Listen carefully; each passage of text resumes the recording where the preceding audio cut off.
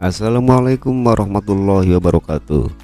Jumpa lagi dengan video pembelajaran matematika. Semoga kalian selalu dalam keadaan sehat walafiat dan tetap semangat. Kali ini kita akan melanjutkan pembahasan latihan 5.2 nomor 2 materi kerucut ya. Jadi simak baik-baik dan siapkan catatan kalian. Kita mulai nomor 2. Tentukan panjang dari unsur kerucut yang ditanyakan. Oke, di sini kita disediakan 6 buah kerucut yang akan kita tentukan panjang dari unsur kerucut yang ditanyakan.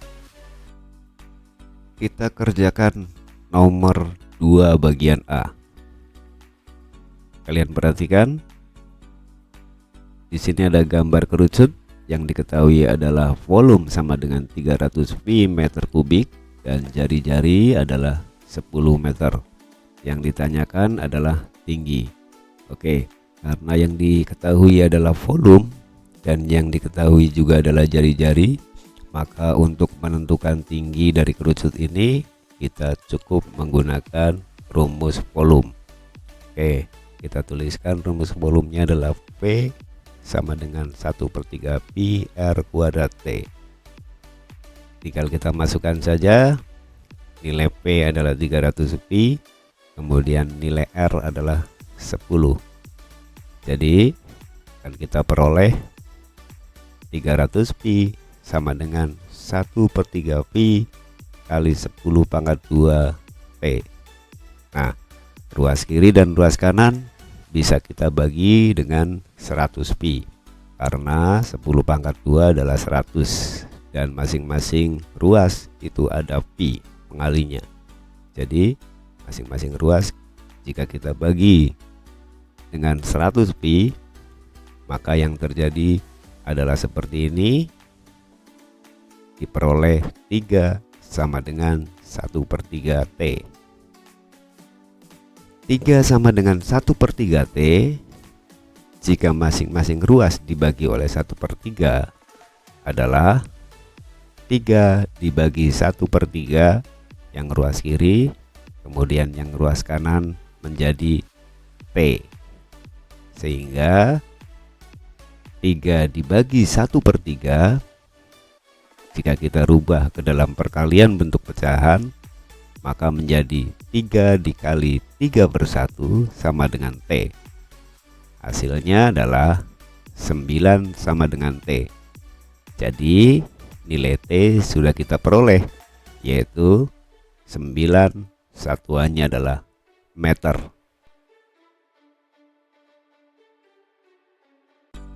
Kita lanjutkan ke soal 2B.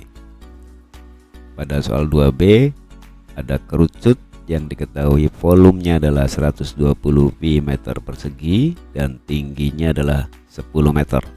Dan yang ditanyakan adalah jari-jari. Oke, untuk menentukan jari-jari, karena yang diketahui adalah volume dan tinggi, maka kita gunakan rumus volume dari kerucut ini, yaitu V sama dengan 1/3 pi R kuadrat T. Seperti biasa kita masukkan nilai-nilai dari yang sudah diketahui, dalam hal ini adalah V dan nilai T. Kita masukkan, diperoleh seperti ini. Ruas kiri 120 pi dan ruas kanan adalah 1/3 pi R kuadrat kali 10. Oke, perhatikan masing-masing ruas. Seperti biasa kita pikirkan mereka masing-masing bisa dibagi oleh berapa. Ya, ternyata ruas kiri dan ruas kanan itu masing-masing bisa dibagi dengan 10 pi, sehingga diperoleh 12 sama dengan 1/3 R kuadrat. Selanjutnya masing-masing ruas kita bagi dengan 1/3, diperoleh 12 dibagi 1/3 sama dengan R kuadrat. Ya, 1/3 R kuadrat jika dibagi oleh 1/3, ini hasilnya adalah R kuadrat pada ruas kanan. 12 dibagi 1/3 jika kita rubah ke dalam perkalian bentuk pecahan, maka menjadi 12 dikali 3/1 sama dengan R kuadrat. Maka 36 sama dengan R kuadrat. Dari sini kita bisa peroleh nilai R dengan setiap ruas masing-masing kita akar kuadratkan, sehingga diperoleh R sama dengan akar dari 36. Jadi nilai R nya adalah 6 satuannya meter. Selanjutnya nomor 2 bagian C. Perhatikan di sini ada gambar kerucut yang diketahui adalah luas yaitu 180 pi cm persegi. Diameternya adalah 16 cm. Jadi jari-jarinya adalah 8 cm ya. Setengah dari 16 cm itu adalah 8 cm. Dan yang ditanyakan adalah tinggi. Oke, karena kita akan menentukan tinggi dan yang diketahui adalah luas dan diameter, maka kita tidak bisa langsung dapat menentukan nilai T. Kita harus mencari nilai S dulu. Kemudian baru kita bisa memanfaatkan nilai S itu dengan menggunakan hubungan antara jari-jari, kemudian tinggi dan S. Oke. Jadi langkah yang pertama adalah kita menentukan nilai S. Bagaimana cara menentukan nilai S? Ya dengan memanfaatkan apa yang diketahui di sini yaitu luas. Jadi kita mulai bekerja dari menggunakan rumus luas dulu. Luas kerucut adalah PR dikali R ditambah S. Kita masukkan nilai-nilai yang diketahui yaitu nilai L dan nilai R di sini. Maka kita peroleh persamaan 180 pi sama dengan pi kali 8 dikali 8 tambah S. Kita bagi masing-masing ruas dengan V. Maka bisa kita coret seperti ini untuk menyingkat pekerjaan, sehingga diperoleh 180 sama dengan 8 kali 8 tambah S. Kemudian kita kalikan yang ruas kanan ini, sehingga diperoleh 180 sama dengan 64 ditambah 8S. 64 berasal dari 8 kali 8 dan 8S berasal dari 8 dikali S. Selanjutnya kita bisa menyelesaikan ini dengan menggunakan persamaan linier satu variabel ya. Dari sini kita peroleh 180 dikurangi 64 sama dengan 8S. Ini dari mana? Masing-masing ruas dari yang ini dikurangi oleh 64. Maka diperoleh 180 dikurangi 64 sama dengan 8S. Mudah-mudahan kalian nih sudah sangat paham ya untuk menyelesaikan persamaan linier satu variabel seperti ini. Oke, selanjutnya kita peroleh 116 sama dengan 8S. Jadi 14,5 sama dengan S. Dari mana 14,5? Ya 116 dibagi oleh 8 dan hasilnya adalah 14,5. Oke, nilai S sudah kita peroleh yaitu 14,5, dan nilai S ini nanti akan kita manfaatkan ke dalam hubungan antara R, S, dan T. Karena R, S, dan T itu membentuk segitiga siku-siku, maka berlaku S kuadrat sama dengan R kuadrat tambah T kuadrat. Kita tinggal masukkan nilai S dan nilai R ke sini.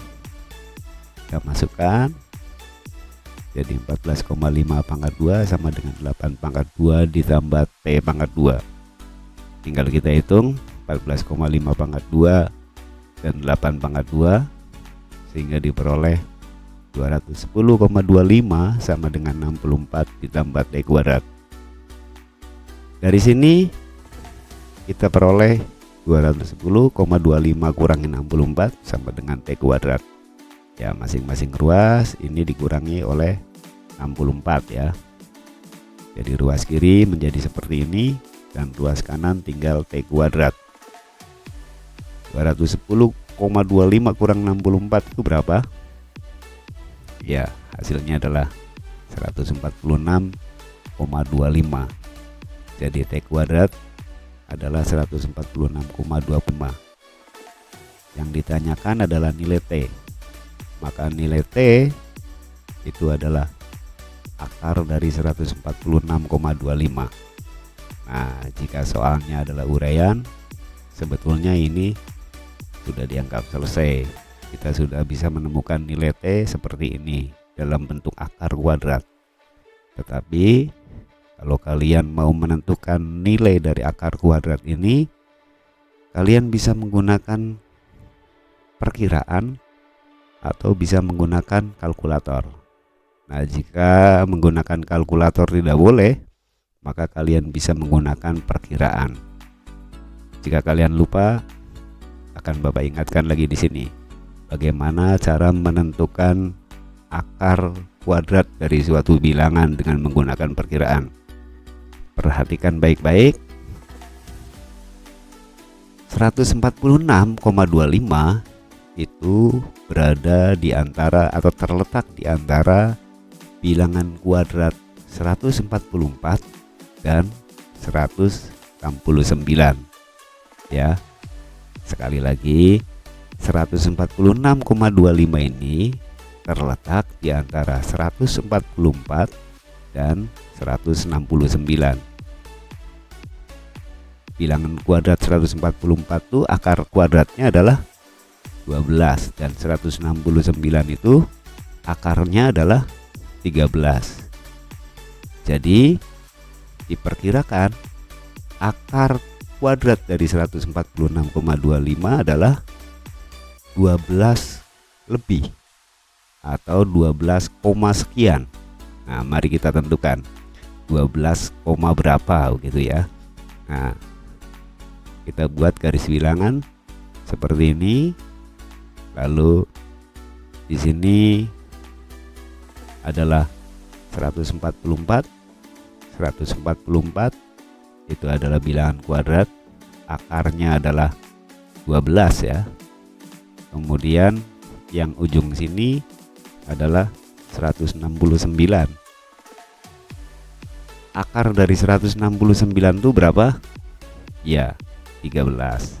Nah,